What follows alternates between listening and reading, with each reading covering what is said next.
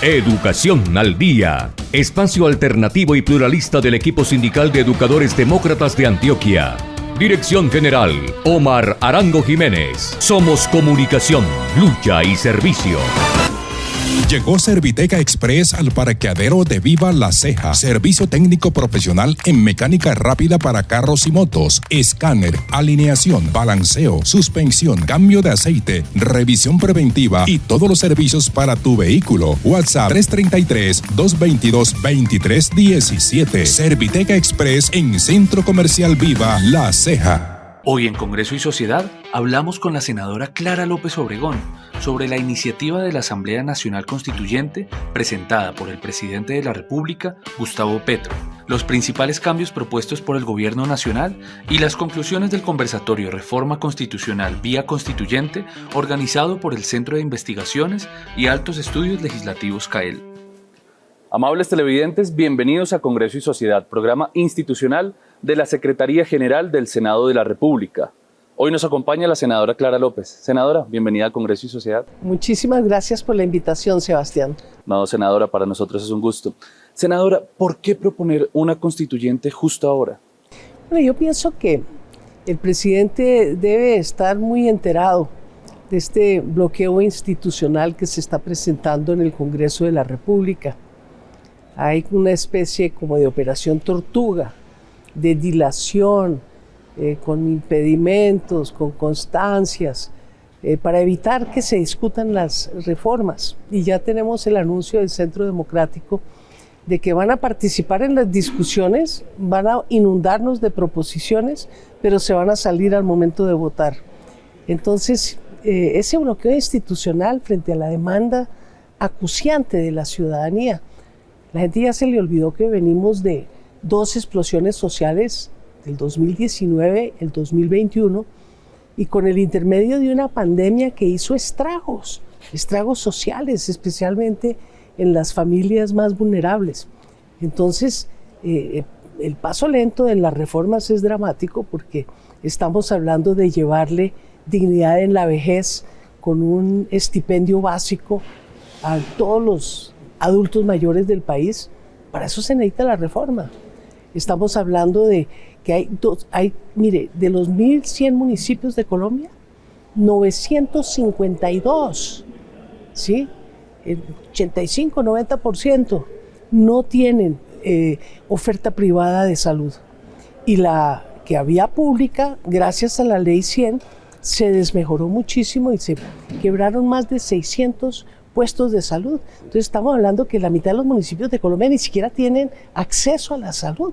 Entonces, ¿cómo no se va a necesitar una reestructuración profunda de la Ley 100 en materia también de salud? Y bueno, la laboral, la educacional, la reforma agraria, todos son temas que la gente está pendiente, esperando, y nosotros aquí en el Congreso viendo cómo se arrastran las patas y cómo finalmente no le cumplimos al pueblo colombiano. El presidente dice, bueno, si el Congreso no quiere, pues apelemos al pueblo. El pueblo, desde luego, tiene demandas acuciantes. Y además todos estamos de acuerdo, porque yo no creo que haya nadie del Centro Democrático que esté en contra de que los adultos mayores tengan acceso a su dignidad en la vejez. Ni los liberales, ni los conservadores, ni la gente de la U, desde luego, ni el pacto histórico. Hay unos acuerdos básicos sociales que se tienen que cumplir. Y por el hecho de que están en una oposición cerrera y sistemática en contra del presidente Petro, pues no podemos permitir que eso suceda. Y yo creo que es en ese contexto, en ese bloqueo institucional, que el señor presidente dice, bueno, entonces jalémosle a un proceso constituyente donde el pueblo tenga la palabra. Es una alternativa a buscar reafirmar lo que la gente votó en las urnas en 2022. Yo tengo esa seguridad. Ahora, aquí todos se han rasgado las vestiduras diciendo, es que eso es dictatorial, antidemocrático. Pero ¿cómo va a ser antidemocrático recurrir a la democracia establecida en la Constitución como un mecanismo de reforma? Y en mi intervención en el Senado, yo saqué un video de un noticiero en el cual hace 5 años, cuando la Corte Constitucional declaró inexequibles unas normas presentadas al Congreso por el presidente Duque, en ese momento, pues entonces doña Paloma, doña la senadora Cabal, en fin, todos los que hoy se rasgan las vestiduras con la constituyente, la propusieron. ¿Y eso qué tiene de amenaza? No, es un mecanismo legítimo contemplado en nuestra Constitución, y si llegamos a él, tendremos que llegar previo a un acuerdo nacional, porque es apenas lógico que requiere una ley de la República, y una ley de la República en estas condiciones de bloqueo institucional pues se hace imposible. Pero si se presiona un acuerdo nacional con una reafirmación popular de la necesidad de las reformas, estoy seguro de que aquí hay un desbloqueo y el acuerdo nos permitirá avanzar de manera democrática, no medio país contra el otro medio país, sino todos de la mano en lo básico, en lo fundamental, que es el bienestar social. Llegó Serviteca Express al parqueadero de Viva La Ceja. Servicio técnico profesional en mecánica rápida para carros y motos, escáner, alineación, balanceo, suspensión, cambio de aceite, revisión preventiva y todos los servicios para tu vehículo. WhatsApp 333-222-2317. Serviteca Express en Centro Comercial Viva La Ceja. Senadora, por la parte del presidente y del pacto histórico y de los sectores de izquierda, ¿cuáles serían como esos principales cambios que se propondrían en una eventual constituyente? Bueno, yo pienso que más que el cambio en la constituyente es el acuerdo previo.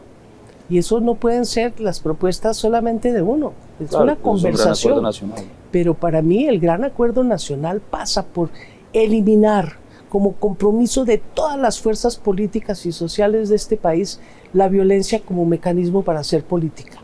Y la violencia física, también la violencia verbal que tanto daño hace. Qué espectáculo escuchar a tanta gente insultándose y los gritos y la gente parándose de sus puestos. Eso no es conducente a un diálogo constructivo. Pero la peor violencia es la estructural, la de la pobreza, la de la exclusión, la de la discriminación. Eso tiene que ser un acuerdo nacional para eliminarlas. Y eso implica, desde luego, pasar por un repaso. Los servicios públicos tienen que llegar a todos los rincones de Colombia. No pueden ser privilegio de las ciudades, y ni siquiera de todas las ciudades, porque muchas tienen unos déficits enormes de saneamiento básico, de agua potable. Yo creo que esos acuerdos los tenemos que reeditar. Existieron en una época, en 1991. Yo creo que esos acuerdos se han venido a menos y hay que reafirmarlos y sacarlos adelante. Y hay algunas consideraciones que han cambiado desde el 91. Por ejemplo, la conciencia del impacto del cambio climático en lo que afecta a la ciudadanía. ¿Esto también estaría contemplado dentro de una posible constituyente? Dentro de las 6 propuestas o de temario que ha hecho el señor presidente, figura incorporar la lucha contra el cambio climático a nivel constitucional, y es necesarísima porque implica restricciones a la manera como se hacen las cosas, tanto en el sector público como en el sector privado. Y nosotros hemos adquirido compromisos internacionales ante las cumbres sobre el clima.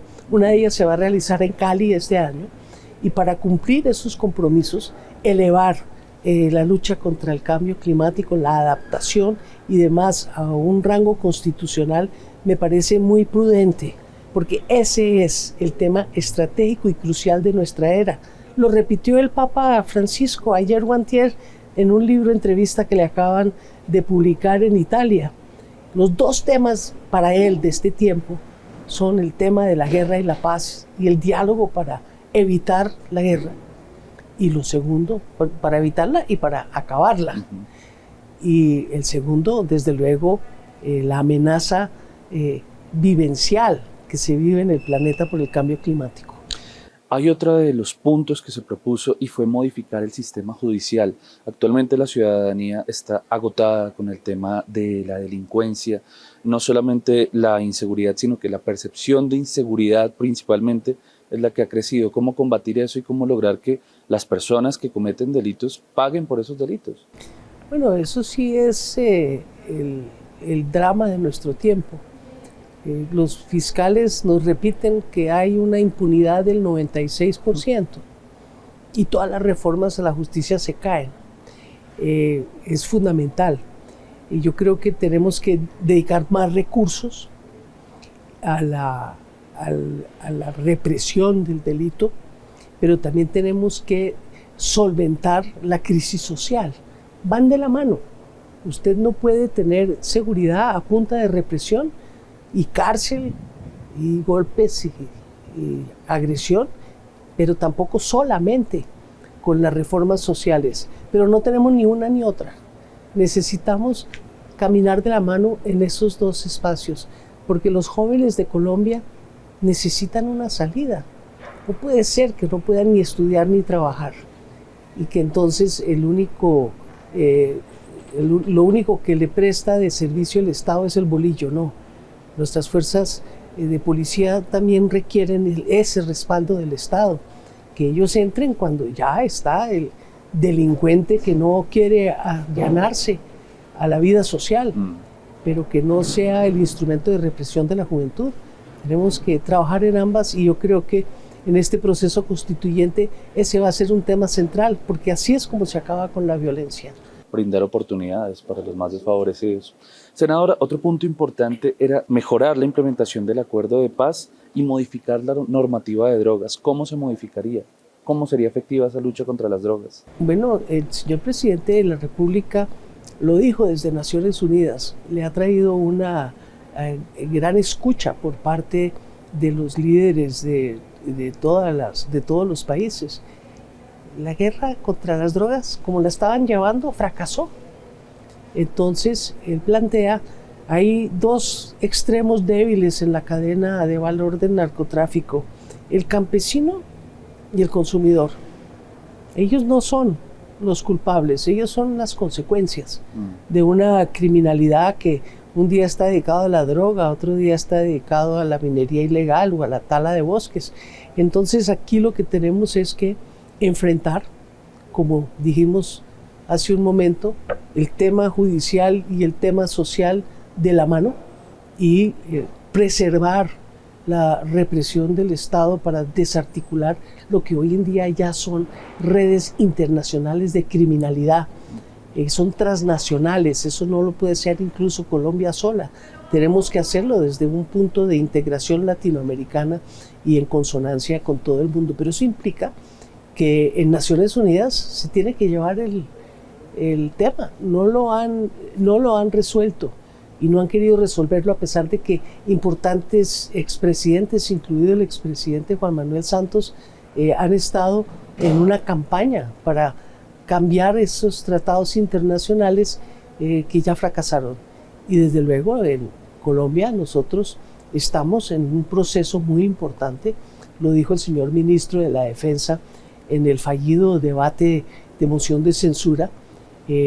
Hay avances importantes, pero necesitamos la colaboración internacional y también la colaboración nacional para, de una parte, desarticular toda esa criminalidad y para la otra darle salidas al campesino, al joven, para que podamos tener una sociedad más armónica, más convivente. Así como ellos son transnacionales en la producción de este tipo de drogas, nosotros debemos ser transnacionales en la lucha contra esa guerra contra las drogas. Y hay con seguridad mucha audiencia. Fíjese que Estados Unidos, que todo el mundo está diciendo no iba a aceptar la nueva política del presidente Petro, la está mirando y la está analizando y estoy segura de que está colaborando. Senadora, otro de los puntos es modificar el ordenamiento territorial. ¿A qué se refiere puntualmente ese punto? A la centralización agobiante, que todo pasa por venir a la capital. En la comisión primera, la senadora Paloma Valencia hizo un planteamiento que a mí me pareció muy interesante. Todos los ministerios debían tener una especie de oficina de instalación de servicio al ciudadano y a los alcaldes en los territorios, en cada departamento. No solamente para que la gente no tenga que venir a la ciudad para hacer cualquier trámite, sino para que puedan preservar en los territorios los talentos, que no tienen otra salida que venir a Bogotá a buscar trabajo. Entonces, si usted descentraliza la administración pública, si usted genera ese mismo dinamismo en el sector privado, que no toda instalación fabril tenga que estar en Bogotá, Medellín, Cali y ahora de pronto algo en Barranquilla, sino que podamos hacerla en todo el territorio, pues vamos a tener una convergencia regional en materia de calidad de vida. Y es un anhelo de todos los territorios, ¿sí?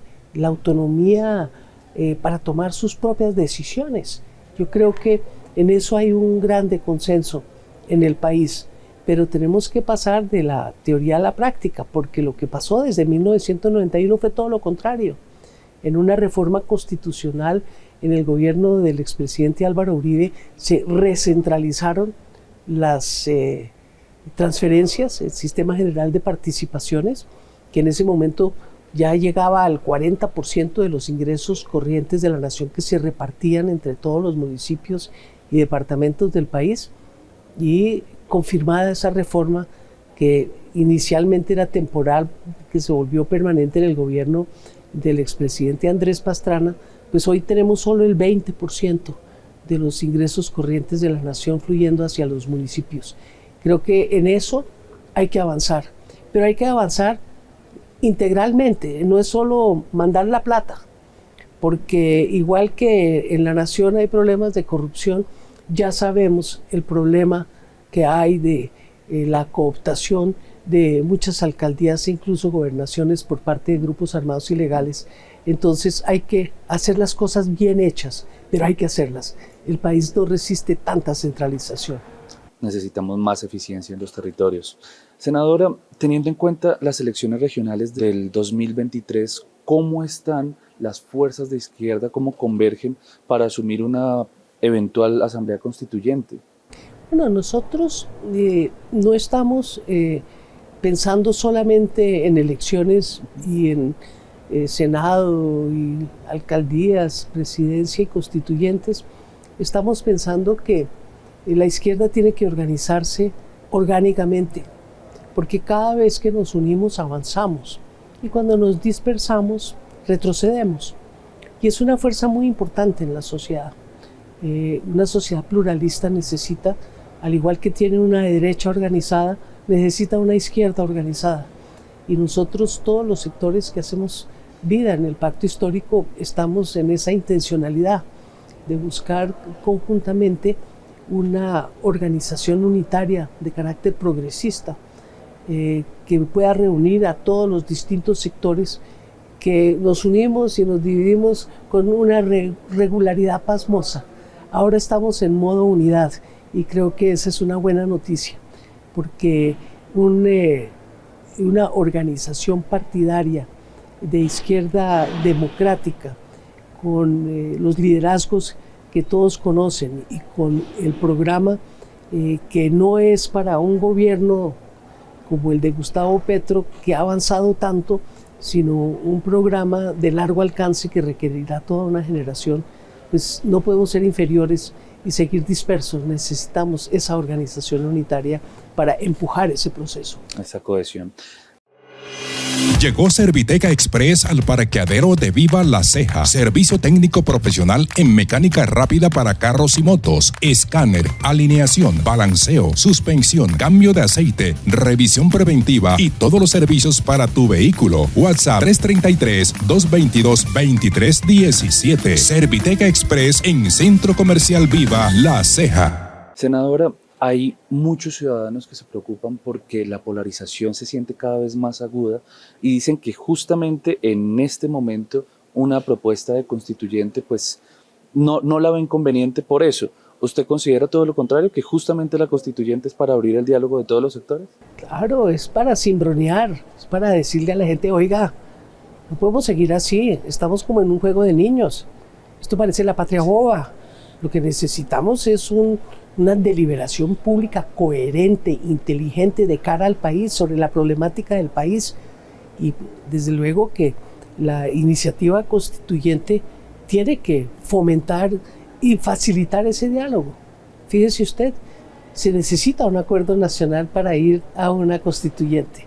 Y el proceso constituyente es la búsqueda de esos acuerdos que hagan fuerte nuevamente un gran acuerdo nacional, que es lo que el país necesita en esta y en todas las coyunturas para salir adelante. Hay unos mínimos en los cuales todos tenemos que estar de acuerdo y esos mínimos hay que refrendarlos, insistir en ellos y vuelvo a reiterar, el principal, sacar la violencia de todos los espacios y resquicios de la actividad política y social de nuestro país.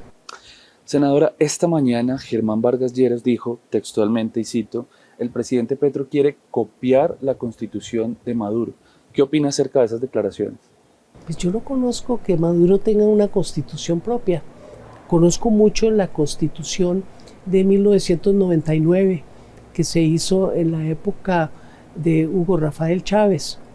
Fue convocada una constituyente por él al inicio de su primer mandato. Y esa constitución, yo la he estudiado a fondo, tiene como marco, como referente, la constitución de 1991 de nuestro país. Está dentro de las corrientes del Estado Social de Derecho que vienen de Alemania, de España, de Europa. No, yo creo que la crítica no se debe hacer a la Constitución, sino como siempre, a quienes la manejan. Senadora, ¿quiénes fueron los protagonistas del conversatorio Reforma Constitucional Vía Constituyente, organizado por el Centro de Investigaciones y Altos Estudios Legislativos CAEL? Bueno, muy interesante.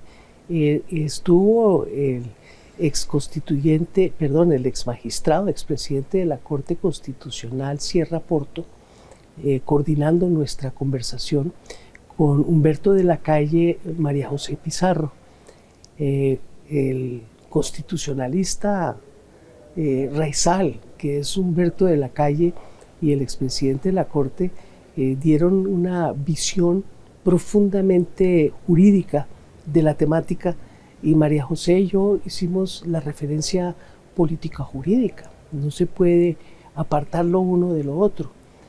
Colombia debe impulsar estos diálogos y me gusta mucho que tengamos el CAEL en el Congreso de la República para tener producción de conocimiento propio, ¿sí? Tener la capacidad de generar científicamente no solamente materiales, sino discusiones con pensamiento crítico, con pluralismo. Me gustó mucho esa iniciativa del CAEL y espero que se repita. Llegó Serviteca Express al parqueadero de Viva La Ceja. Servicio técnico profesional en mecánica rápida para carros y motos, escáner, alineación, balanceo, suspensión, cambio de aceite, revisión preventiva y todos los servicios para tu vehículo. WhatsApp 333-222-2317. Serviteca Express en Centro Comercial Viva La Ceja.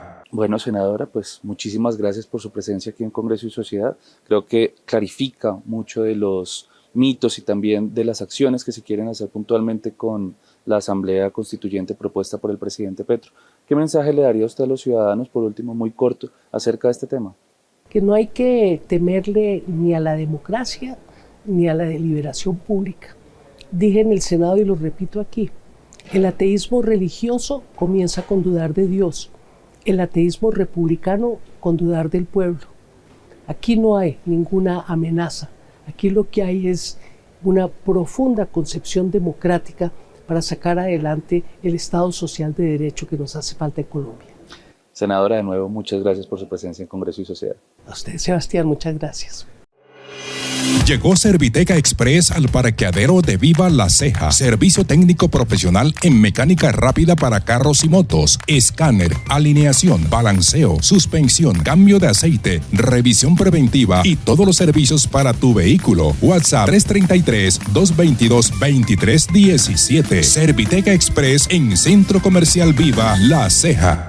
Que nos pueden escuchar de lunes a viernes a través de www.educacionaldia.com.co de 7:30 de la noche a 8:30.